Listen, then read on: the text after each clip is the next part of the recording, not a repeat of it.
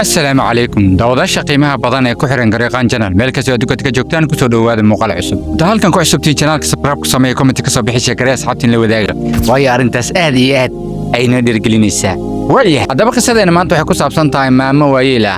hadaba maamada ayaa ka sheekeeyay qisadan waxay uga sheekeeyay Sheekh Ali Rashid maamada waxay ka soo jeedaa dhanka Khaliijul Arab wadamada Khaliijul Arab ayay ka soo jeedaa waayahay hadaba qisadeedu waxay ku bilaabanaysaa waxay tiri waxaan dhalay wiili gabadha wiilka waxay ka weyneed 3 sano wiilka markuu dhashay bilooyin kadib aabihiis ayaa dhintay wiilkii waxaan siiyay jecel iyo kolkoolin waalidnimo ayaan siiyay waxba kama reeban ilaa uu ka qaangaaray markuu weynaaday gabar ayaan guuriyay waliba gabar qurux badan diin leh akhlaaq leh aniga aan la jeclaaday gabadha iyo aniga iyo asiga hal guuri ayaan ku wada nooleen gabadhi waxay soo noolaa muddo 5 sano kadib ayuu gabadhi furay waxayna u dhashay wiil iyo gabar waxaanu ku sheegay sababtoo ku furay inay tahay in gabadhan aysan waxna baran wuxuu dhahay waxaan rabaa naag wax baratay muddo kadib wuxuu guursaday naag wax baratay oo macallimad iskuul ah maamadu waxay leedahay kadib aniga waxaan bilaabay inaan labadooda u khidmeeyo oo guriga cuntada ugu kariyo guriga nadaafadiisa aan ku dadaalo sababtoo ah wuxuu ahaa wiilkayga aniga aan jeclahay markii sidaas aan wada noolahay xaaladuna ay degan tahay jawiguna oo okay yahay noloshuna ay okay tahay xaaskiisii waxay bilowday inay aniga ii factirso hadalla qaldan igula hadasho waxay bilowday inay raashinkay wax ka sheegto sidoo kale waxay tiraaday guriga adiga kuma filnid nadaafadiisa cunto dhadhan leh ma karisid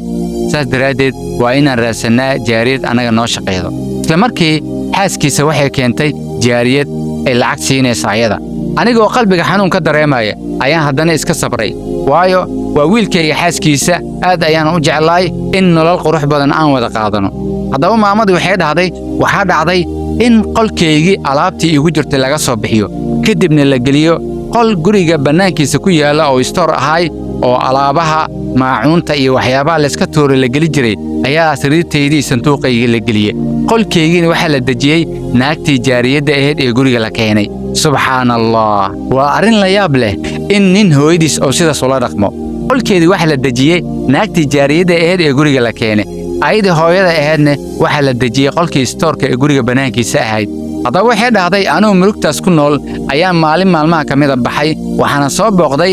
wiilkan gabadhii ka weyneed 3 sano ka weyneed oo magaalo kale lagu qabay ayaan booqasho waaday 2 maalin ayaan la soo joogay waan soo baxa kadib guriga ayaan ku soo laabtay guriga markaa imaaday waxaan arkay sariirtaydii iyo sanduuqaygii oo qolka istoorka markii hore liiga geliyay aan ku noolaa oo bannaanka loo soo saaray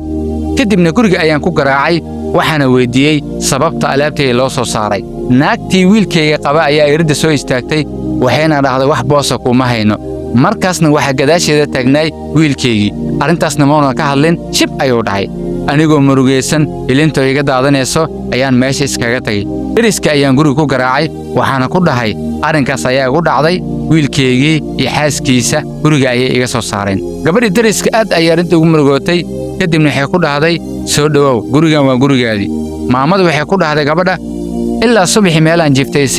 subaxii ayaan gabadhayga waca doonaa ayada ayaa halkan ay gabadhay doonto haddaba subaxii markii la gaaray maamadii waxay wacday gabadheedii oo magaalo kale lagu qabay waxayna u sheegtay wiilkeedii iyo xaaskii uu qabay inay guriga ka soo saareen oo hadda ay la joogto dad deris ah waxayna ka codsatay si dhaqsi leh inay ugu imaado say halkan uga wado haddaba gabadhii way u cudur daaratay maamadii waxayna ku dhahday maama aniga kuuma imaan karo kumana wadi karo sababtoo ah 2 maalin aanigay la joogtay ninkayga ayaa culays dareemayay dhib ayuuna u arkayay haddana gurigayga kuma keeni karo waayo haddaan ku keeno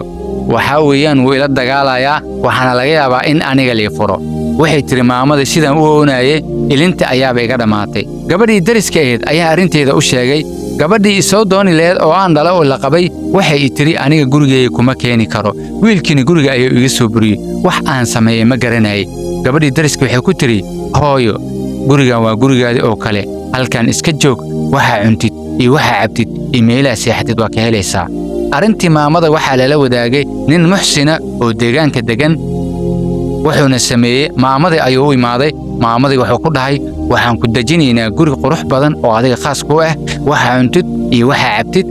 ayaad helaysaa annagana ku garab taagannah dadkii deegaanka maamada mar walba way soo salaami jireen way qiimay jireen xaaladdeedana way ka warhey jireen markii laga reebo wiilkeeda muddo dheer kadib ayay maamadii xanuunsatay waxaana loola cararay isbitaal dadkii deegaanka isbitaalka ay maamada ku soo booqdeen dhammaantood markii laga reebay wiilkeeda sidoo kale gabadheeda. Maamadu si walba awlaadeeda u xumeeyeen wiilkeeda iyo gabadheeda marnaba maysan qalbiga wax ugu qaadin. weli waxay rajaynaysaa ayadoo xanuunsan isbitaalka ku jirto in ay soo booqdaan labadooda ama mid kamid ah u imaado. Daba qisadan waxay ka hadlaysaa caasi waalidnimada khatarta ay leedahay. Haddii muuqaalkan ka hesay janaalka subscribe ku samee, share garay asxaabta la wadaag.